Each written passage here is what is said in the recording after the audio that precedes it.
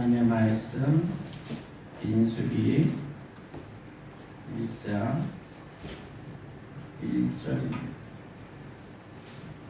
자, 함께 읽겠습니다.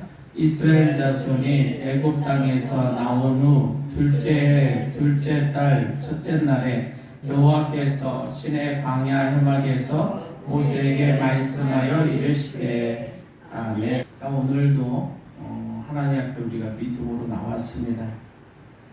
여러분들이 발걸음을 옮겨 주의 제단으로 오를 때에 하나님은 그 발걸음을 보시고 또 준비하는 그 마음과 정성을 보시고 그 심령을 보시기에 하나님의 시간에 큰 은혜 가운데 은혜를 부어주실 줄 믿습니다.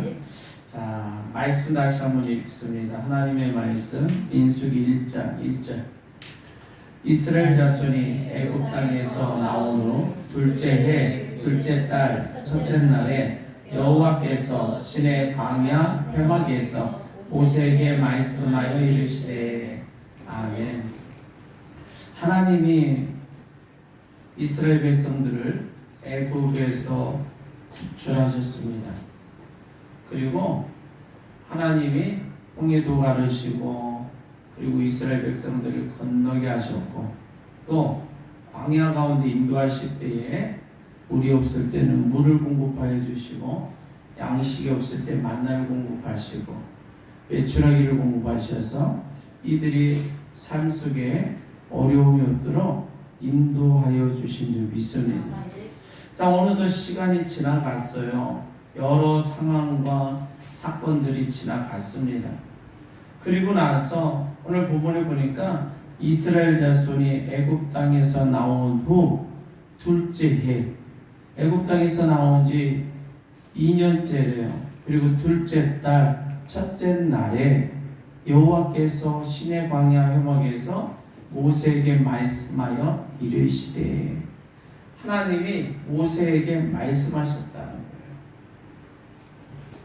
그 하나님이 모세에게 말씀하시고 명령하시고 가르치시는 내용이 이제 민수기 1장 1절부터 시작됩니다. 자, 그런데 하나님이 모세에게 말씀하셨다라는 것은 이스라엘 백성 전체에 말씀하신과 같은 줄 믿습니다.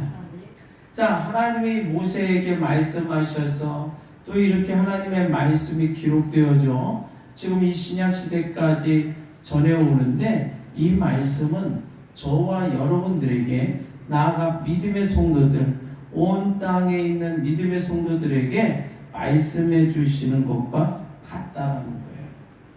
자, 우리가 지금 하나님이 여호수아와 대화를 나누시는 거예요. 자, 그러면 서로가 의사소통을 해요. 그때 뭐를 사용하느냐? 언어를 사용합니다. 자, 말씀하셨는데 말을 통해서 말씀하시는 거죠. 그래서 그 말이라고 하는 것은, 이 말에는 요즘 AI 하는데 핸드폰에다가도 오늘 놀러 가기 좋은 곳이 어디야? 예를 들면 질문하면 아주 명확하게 대답을 딱 해주죠.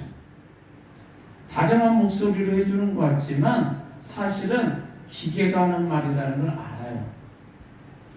거기에는 마음이 있는 것이 아니에요. 설정되어져 있는 프로그램이 있는 거지. 그런데 사람과 사람 와의 관계 속에서 이루어지는 이 대화 속에는, 언어 속에는 사람의 마음이 표현되어 있더라는 거예요. 자, 사람이 다른 사람에게 말을 해요. 그 말 언어 속에 보니까 마음도 있고 감정도 있고 때로는 앞으로의 계획과 비전과 포부가 담겨져 있더라는 거예요. 그러면서 서로가 의사소통을 해. 자, 하나님이 지금 모세에게 말씀합니다. 하나님이 모세에게 말씀하는데 AI가 그냥 설정된 대로 그냥 기계식으로 답변하고 있는 게 아니라 보니까 하나님의 마음이 그 안에 담겨져 있더라는 거예요. 하나님의 마음과 하나님의 계획하심과 하나님의 그 깊으신 뜻이 깊이 담겨져 있어요. 그래서 하나님이 이스라엘 백성을 어떻게 인식하고 계시는지, 그래서 하나님이 이스라엘 백성들을 향한 마음이 어떠신지, 그래서 이스라엘 백성들 앞으로 어떻게 인도하실 계획이신지, 그러한 하나님의 생각과 마음이 담겨져 있는 것을 알 수가 있다. 그래서 오늘 본문을 통해서 1장 1절 이하 계속 이어지는 그 민수기의 말씀을 통해서 하나님의 마음이 어떠한가? 지금 모세를 향하여 하나님이 말씀하시는데, 이스라엘 백성들을 향하여 말씀하고 계시는데 하나님의 마음이 무엇인가를 살펴보려고 해요. 보니까 한번 따라서 합니다. 하나님은 나를 가장 잘 아십니다. 보니까 하나님이 이스라엘 백성들에게 어떤 무엇인가 마음을 전달하고 계획을 전달하고 뜻을 전달하려면 상대방의 마음도 알아야 될 거 아니에요. 상대방의 환경도 알아야 될 것이고 그 삶의 모습도 알아야 된다라는 거예요. 그래야 하나님이 내가 너를 이렇게 생각하고 있어, 그리고 내가 너를 이렇게 인도할 거야, 내가 너를 이렇게 다스릴 거야.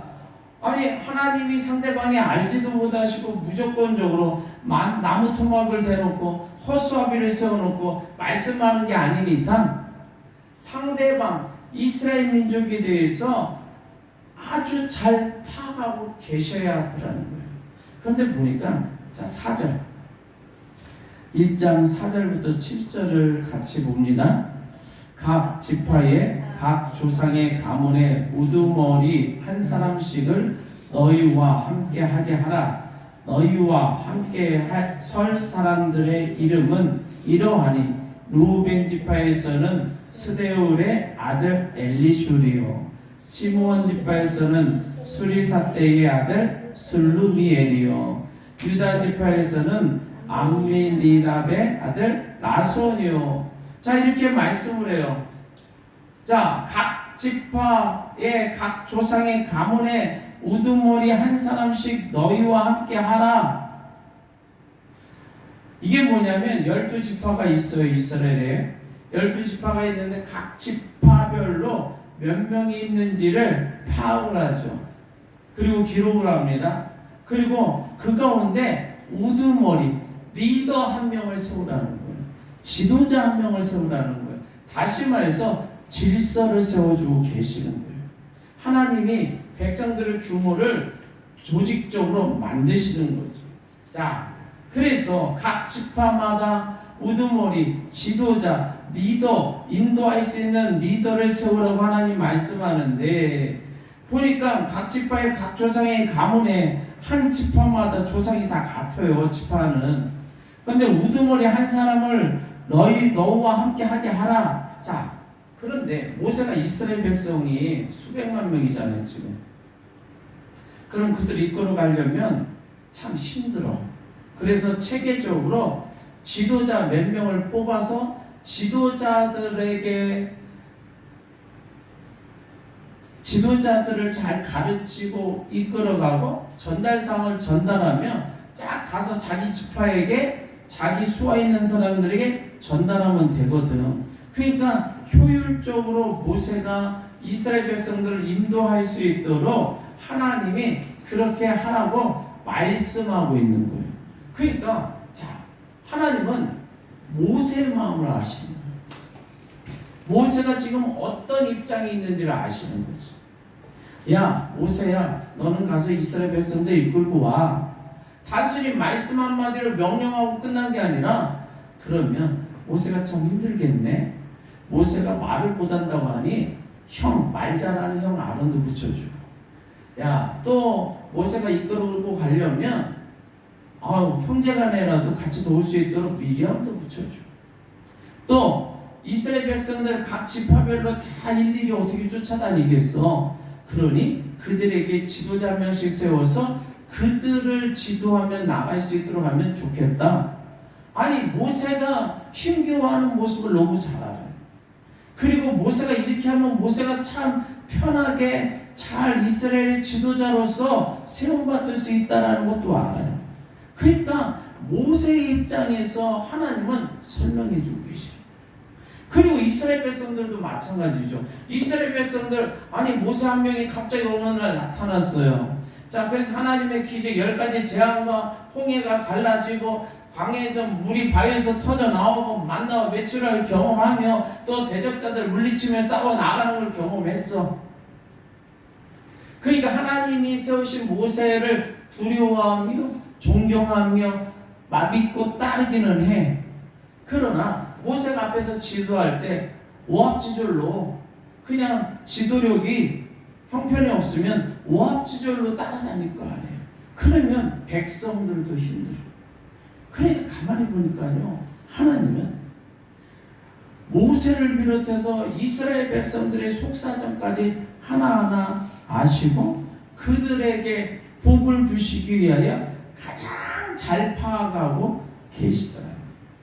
자, 거기다가 뒤에 보니까, 자, 너희와 함께 설 사람들의 이름은 이러하니 루벤 지파에서는 스데올의 아들 엘리수리요.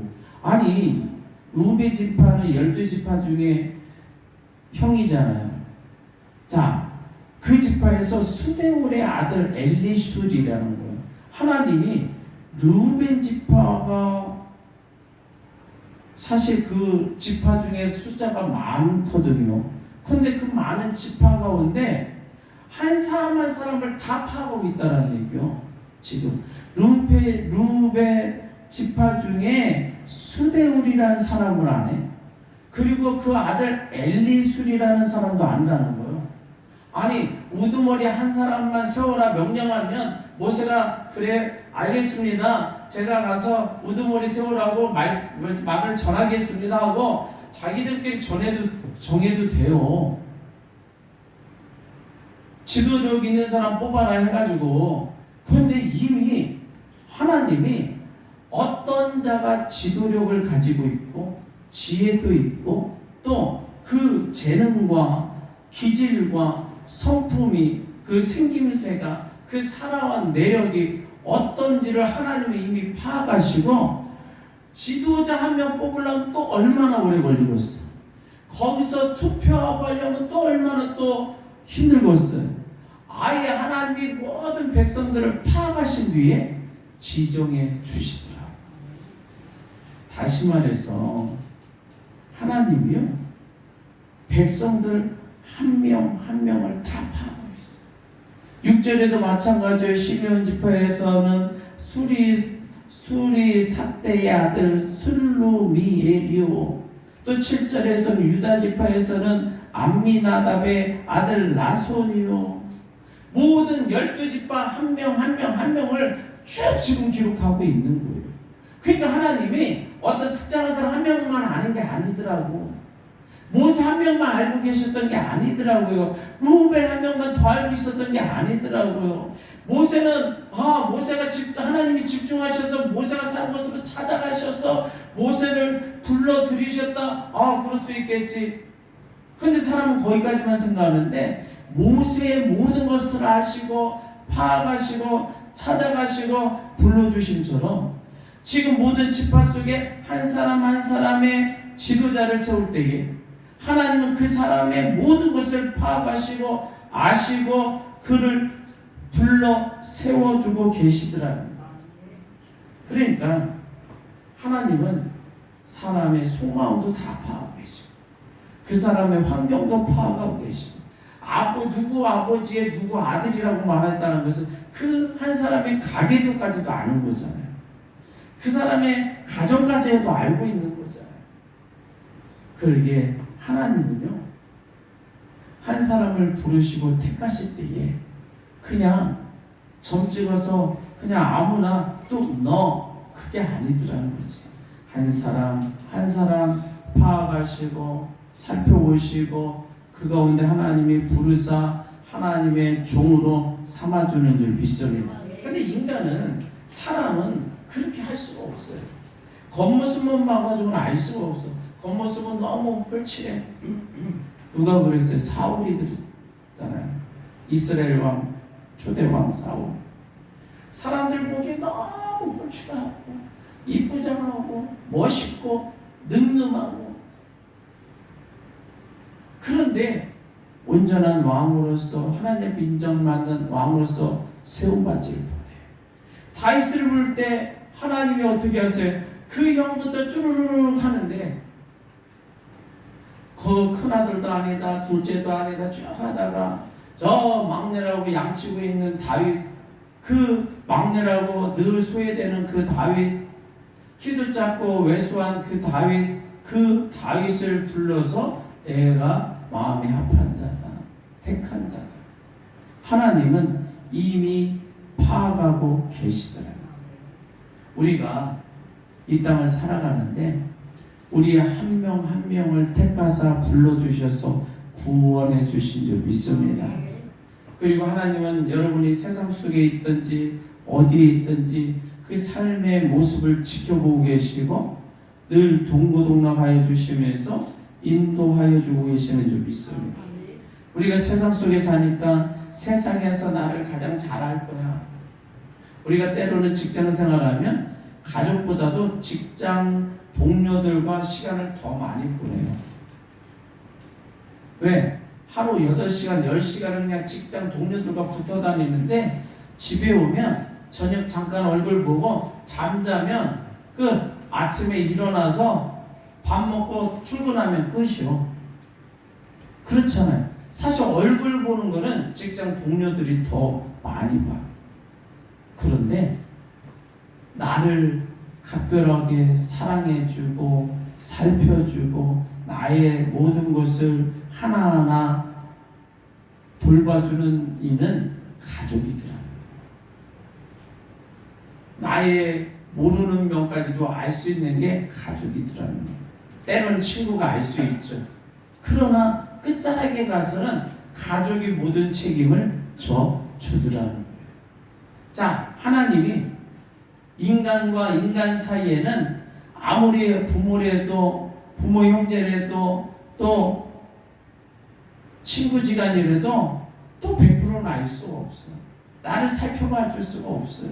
그런데 하나님은 하나님 우리의 모든 것을 알고 계시는 줄 믿습니다. 그 이유는 간단해요. 그 이유가 뭘까요? 우리를 창조하셨기 때문에. 천지 만물을 창조하셨기 때문인 거예요. 풀 한 포기 나무 한 그루 하나님이 지으셨기 때문인 거예요. 우리 인간을 하나님이 빚어 지으셨기 때문인 거예요. 이 땅에 저 달나라를 탐색하고 별들을 탐색하느라 과학기술이 우주과학기술이 발전했어도 그 우주를 창조하신 분은 하나님이기에 하나님이 더 잘 아시는 줄 믿습니다. 그러기에 우리를 가장 아시고 아껴주는 분은 누구냐?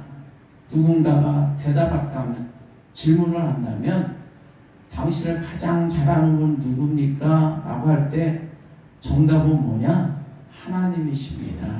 이게 정답이더라. 아내도 남편을 잘 모르고 남편이 아내를 잘 모르고 부모가 자녀를 속을 모르고 자녀가 부모를 몰라요. 그래도 세상보다는 잘 알다 하지만 하나님보다는 모르더라. 하나님이 우리를 가장 잘 알고 계시고 살펴주시고 보호해 주시고 도와주시는 줄 믿습니다. 그래서 하나님의 존재를 인정하는 자는 하나님이 나의 보호자라고 담대하게 선포하고 확실하게 고백하는 줄 믿습니다. 근데 하나님을 믿지 않냐고 인정하지 않으면 아니죠. 나는 내가 더 잘 알아. 아니면 내 부모가 나를 더 잘 알지. 그런 말을 하는 거예요. 우리는 하나님의 은혜 가운데 오늘도 살아가는 줄 믿습니다.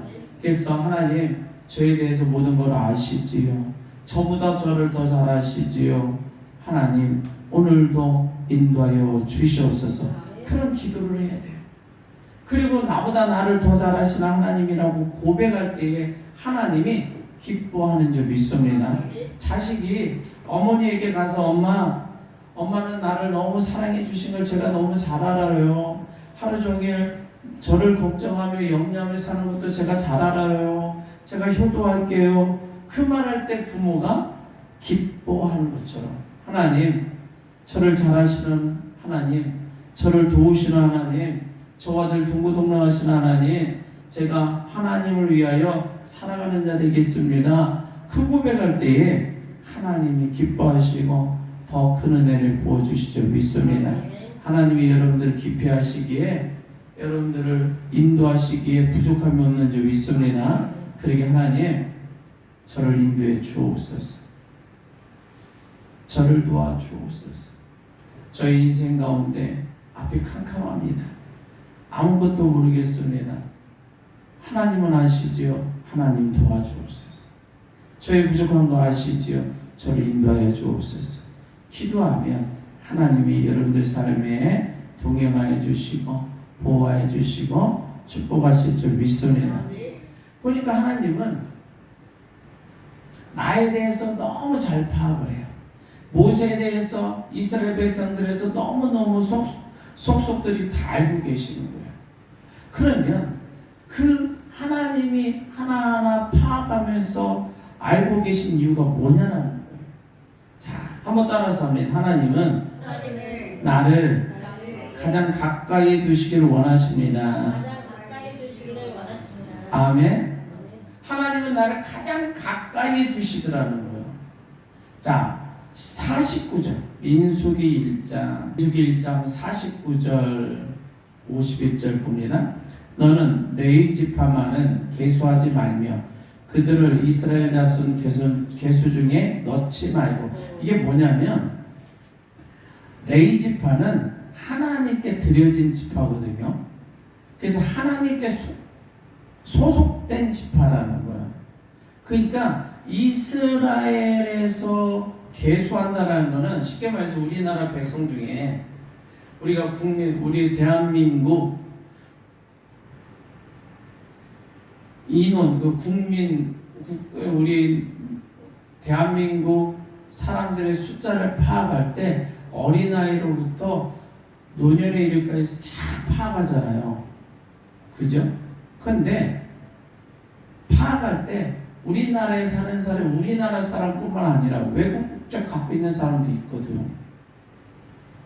근데 그 외국 국적 갖고 있는 사람은 우리나라 숫자에 포함시키지 않아요. 왜? 우리나라 사람이 아니니까.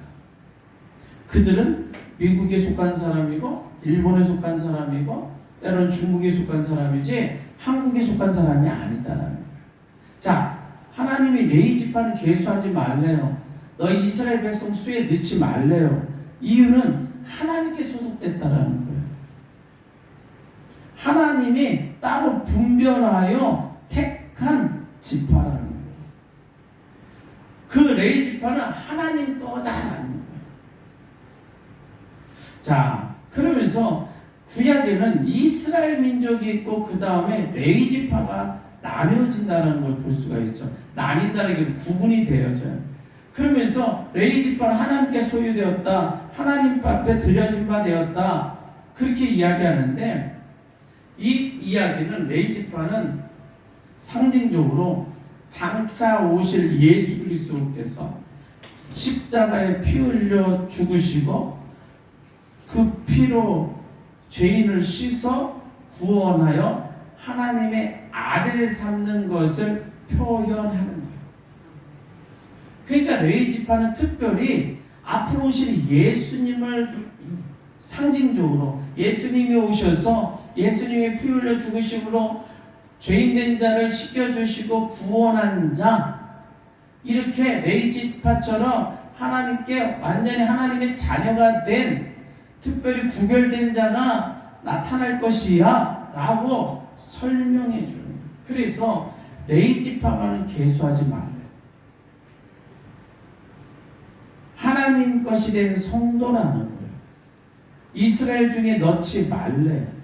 그러니까 이 이야기는요, 이스라엘 중에서도 예수님의 피로 씻김받고 의롭다함을 받고 하나님의 소유된 하나님의 아들이 되는 자가 따로 있다라는 거예요. 그렇지 못한 자도 있다라는 얘기지. 그렇죠? 그러니까 그런 의미로 레위 지파를 두고 예표적으로 말합니다. 자, 그런 다음에 그들에게 증거의 장막과 성막과, 이거는 성소죠. 그래서 모든 기구와 모든 부속품을 관리하라. 이 이야기는 성전에서 성전의 일만 하라는 거예요. 그리고 그들은 그 성막과 그 모든 기구를 운반하며 거기서 봉사하며 성막 주위에 진을 칠지며 성막 주위에 살아야 된다는 거. 성막과 함께 사는 거지. 그러니까 레위 지파는 하나님의 성소에 들어가는 자를 말하는 건데, 자, 하나님의 보좌는 성소 안에 있어요. 성소 안에 들어가야 하나님의 보좌 앞에 설 수 있는 거지. 그 얘기는 하나님 보좌 앞에 서야 하나님을 대면한다는 의미잖아요. 그런데 그 성소는 아무나 들어가느냐? 아무나 못 들어간다. 오직 레위 지파만 들어간다. 자, 예수님의 십자가 보혈로 죄사함을 받고 의롭다함을 받은 자만이 휘장을 찍고 성전 문으로 들어가서 하나님 보좌 앞에 설 수 있게 된다. 그러니까 레위 지파는 쉽게 말해서 예수님이 이 땅에 오셔서 십자가에 죽으시고 휘장을 찢으사 예수 그리스도의 보혈의 피를 믿는 자는 성소 앞에 하나님 보좌 앞에 나갈 수 있도록 해주는 예표적인 지파가 되어지는 거예요. 왜? 구약 시대는 하나님 앞에 아무나 나갈 수가 없었잖아. 그것을 구분. 그런데 지금은 우리가 예수 그리스도를 믿는 자는 누구나 하나님 앞에 나와 기도하고 예배하고 하나님과 대화할 수 있는 줄 믿소니나, 그래도 아무 이상이 없는 줄 믿소니나 하나님 오히려 기뻐하시더라. 자, 그러면서 성막을 운반할 때 레위인이 그것을 걷고 성막을 세울 때는 레위인이 그것을 세울 것이며 외인이 가까이 오면 죽일지며, 다시 말해서 외국 사람이 가까이 오는 것을 막았다라는, 허락하지 않았다. 왜냐? 죄가 있는 자가 하나님 보좌 앞에 나가면 안 돼요. 그래서 제사장도 거룩하게 씻고 조심해서 성막 안에 들어가는 거잖아. 지성소에. 왜? 죄가 있으면 그 자리에서 죽으니까. 그래서 발에다가 방울을 달고 줄을 매달고 들어가죠. 돌아다니면 방울 소리가 나는데 소리가 안 난다. 아, 하나님 앞에 죄가 드러나 하나님이 죽게 하셨고 끄집어내야 되니까. 들어가서 시체를 꺼내올 수 없으니까 줄을 매다는 거예요. 다시 말해서 외부인이 들어가면 안 돼요. 죄가 있으니까. 하나님 안 믿고 예수님 안 믿고 저롱하고 십자가에 못 박은 그들은 성소에 못 들어가는 거예요. 왜? 성소에 들어가면 그 사람은 죽으니까. 그런데 이 레위인은 하나님 보좌 앞에 서게 한다. 다시 말해서 예수님의 보혈로 구원한 성도는 하나님 코앞에 든다라는 거야. 예수 그리스도를 믿고 예수님과 동거동락하는 자는 하나님과 동거동락하는 것이요 하나님 앞에 살게 주신다는. 다시 말해서 가장 사랑하는 자는 늘 얼굴 보고 싶고 내 앞에 있기를 원하는 것처럼 하나님 레위 지파를 하나님 특별히 택하사 너는 내가 지정하여 너를 거룩하게 있어. 너희만 나의 일을 할 수 있어. 하나님의 일을 할 수 있어. 내 앞에 있어. 성전 주변에서만 살아. 성전 안에 너희만 들어와야 돼. 그리고 레위파를 지정했대요. 그것이 예수님의 십자가 보혈을 믿은 믿음의 백성들을 상징하는 거라고 했다. 이 말은 우리가 지금 하나님 앞에 나와 예배해요. 하나님은 나를 가장 가까이 두시길 원하시더라.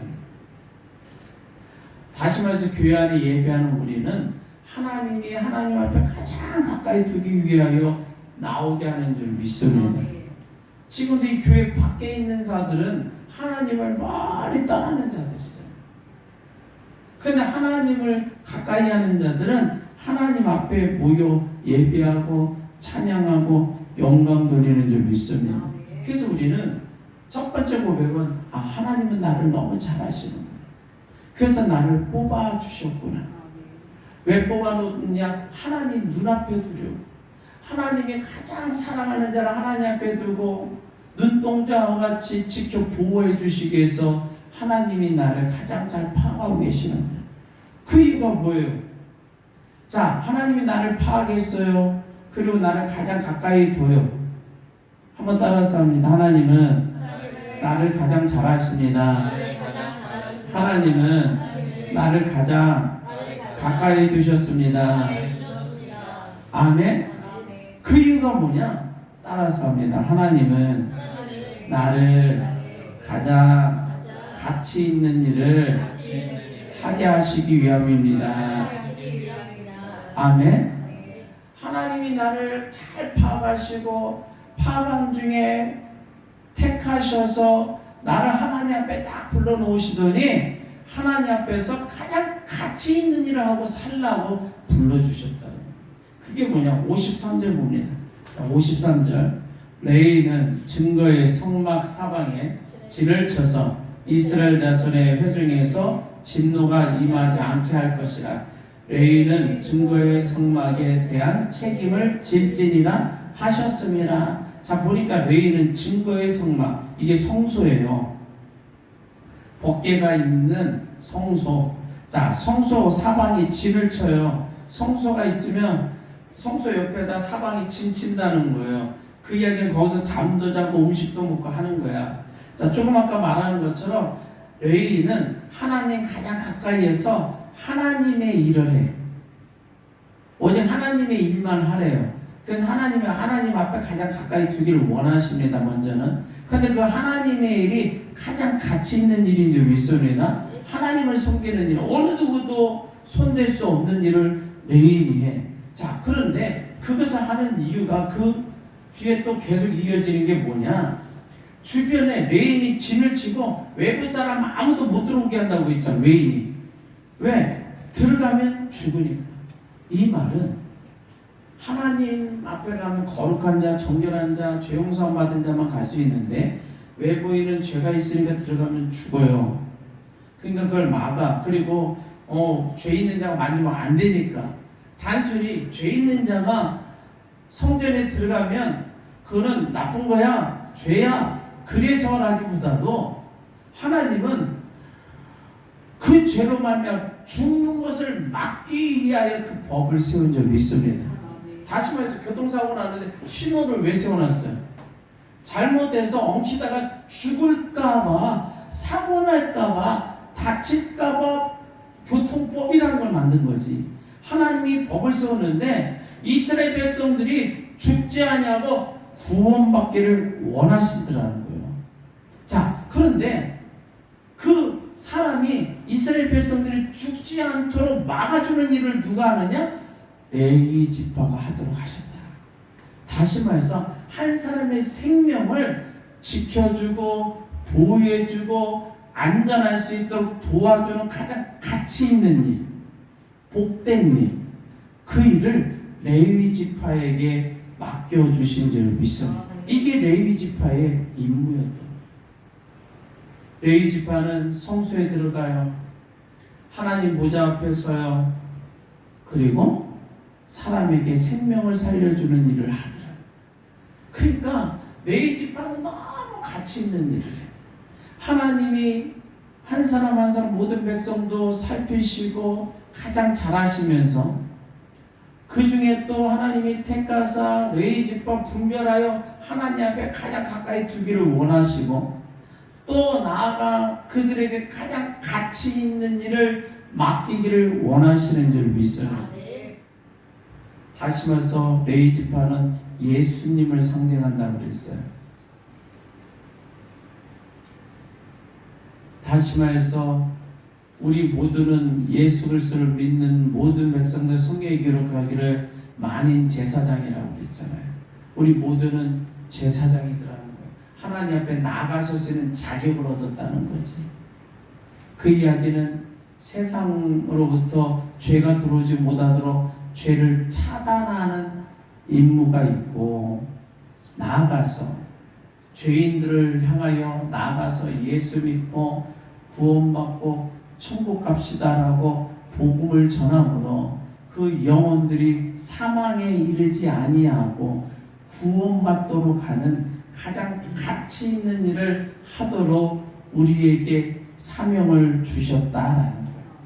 그래서 그 책임을, 성막에 대한 책임을 지킬지니라, 성막에 대한 책임을 지키라는 거예요.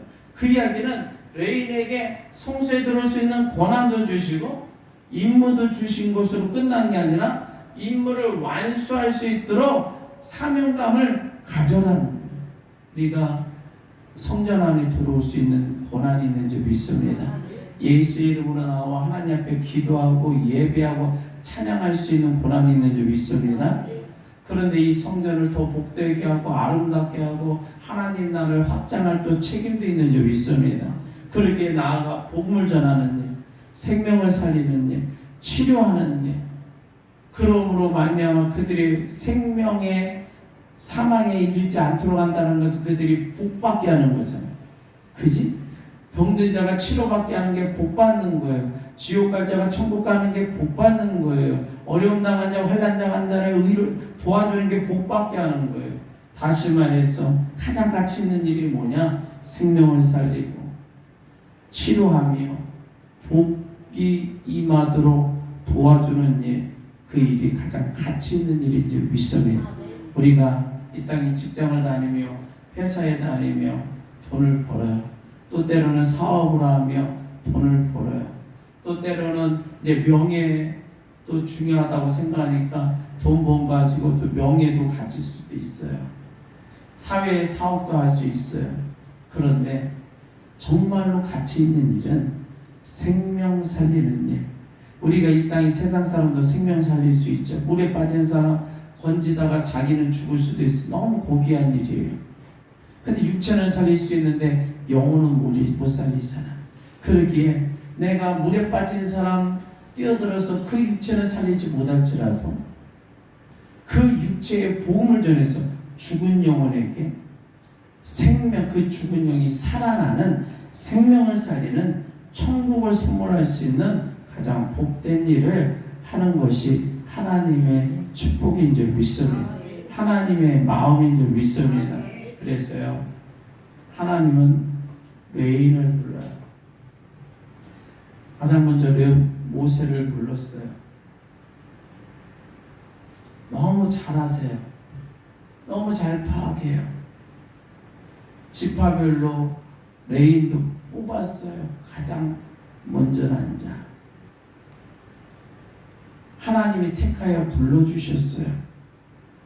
그리고 하나님 앞에 가까이 두세요. 그리고 가장 존귀하고 가치 있는 일을 하나님이 하기를 원하시는 줄 믿습니다. 그래서 오늘 하루를 살아가며 또 한 주를 살아갈 때 하나님은 나를 가장 잘하시는구나. 한번 따라서 합니다. 하나님은 나를 가장 잘하십니다. 하나님은 나를 가까이 두십니다. 하나님은 나를 가장 가치 있는 일을 맡기십니다. 아멘. 하나님이 나를 가장 잘하시고 하나님이 나를 가장 가까이 두시고 하나님은 나를 가장 가치 있는 일을 맡기셔서 일을 하게 하시는 줄 믿습니다. 그래서 우리의 삶 속에 하나님의 마음, 하나님의 마음은 나를 향한 너무 큰 마음을 갖고 계시는구나. 그 믿음을 잃지 마시고 한 주간도 승리하기를 바랍니다. 다시 한번 마지막으로 따라서 합니다. 하나님이 나를 잘하십니다. 나를 가장 가까이 두십니다. 나를 가장 가치 있는 일을 맡기십니다. 아멘. 아멘. 우리 두 손 들고 주의 한번 외치기도 합니다. 주여